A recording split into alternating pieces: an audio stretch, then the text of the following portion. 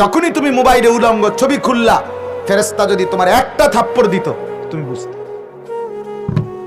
ফজরের নামাজ না পড়ে তুমি যে ঘুমায়েছিলা, ফেরেশতা এসে যদি ফাঁসার মধ্যে একটা লাথি মারতো তো ঠিকই বুঝতে। এক লাথির লগে তুমি এখান থেকে 1000 মাইল দূরে যখন ছিটকাইয়া পড়তা তো ঠিকই বুঝতা নামাজ। আল্লাহ বলেন আমি এতবার বললাম, একটা দিনে 5 বার মসজিদে আজান হইল। একটা মহল্লায় শুধু একটা মসজিদ না, এক এক ওয়াক্তে এক একজনের কানে কমপক্ষে 10টা মসজিদ থেকে আজানের আওয়াজ আসে, ঠিক কি না বলে? কি রে বান্দা, এত শক্ত হইলি কেমনে বান্দা? আমার এত বড় আসমান ও জমিন দিয়া, এত বড় কায়নাত দিয়ে বান্দা আমি তোকে লালন পালন করলাম, বিনিময়ে তুমি একটা সেজদাও দিলা না। নবীজি এই কথা বলছে, উম্মত চুরি ডাকাতি জিনা ব্যভিচার মদ জুয়া নাচ গান টেলিভিশন নাটক সিনেমা বিড়ি সিগারেট তুমি সব করতে থাকো, তোমার জিনা মনে কইরা করো, হাসরের ময়দানে শুধু আমার দ্বারে আইও, আমি বেহেশতে পাঠাই দেবো। এটাই তো সুপারিশ না? কেন মৃত্যু যন্ত্রণা হবে, জান কবজের কষ্ট হবে কার?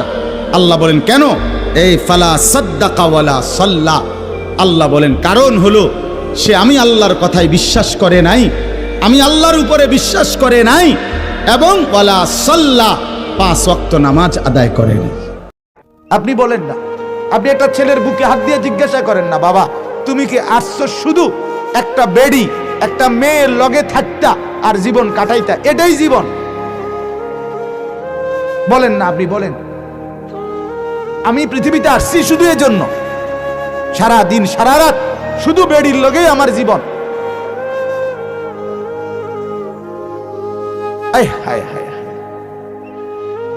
কিভাবে বললে বুঝবে? আমি নিজেও বুঝি না। নষ্ট হইও না যুবক, একটু সহ্য করো, একটু ধৈর্য ধরো। কালেমার পতাকা তোমার হাতে উঠবে ইনশাআল্লাহ, মাহাদির পতাকা তোমার হাতে উঠবে ইনশাআল্লাহ। তুমি হিম্মত করো।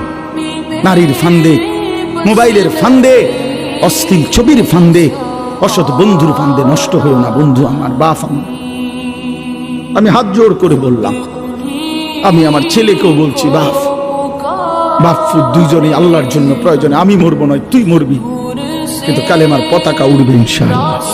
আমার কলজার ভিতরে লাগছে কথা। উনি বলছে, হে দুনিয়ার ভাইয়েরা, দুনিয়ার সর্বোচ্চ বিপদ, সর্বোচ্চ অসুখ, সর্বোচ্চ যন্ত্রণা, মনে করেন সর্বোচ্চ ভয়ঙ্কর ক্যান্সার, এটাও যদি হয়, তিনি বলেন সেটারও তো একটা সমাপ্তি আছে, যে মৃত্যু হবে, আর মৃত্যু হইলে এটার সমাপ্তি শেষ, ঠিক কিনা বলেন? আগুনে দুনিয়ায় যে জ্বলে গেছে, একেবারে আগুন লেগে গেছে যার শরীরে, তার চিৎকার, তার কষ্টেরও তো একটা সমাপ্তি আছে, যে কিছুক্ষণ পরে কি হয়ে যাবে? মৃত্যু হয়ে যাবে। শেখুল হাদিস মাওলানা জাকারিয়া রাহমাতুল্লাহ বলে, কিন্তু আখিরাত আর পরকাল, কবর আর হাসরের জাহান্নামের কষ্ট, যন্ত্রণা, দুঃখ আর মুসিবত মেরে মোহতারাম যখন শুরু হবে, সেটা আর কোনোদিন মৃত্যুর মাধ্যমেও শেষ হবে না।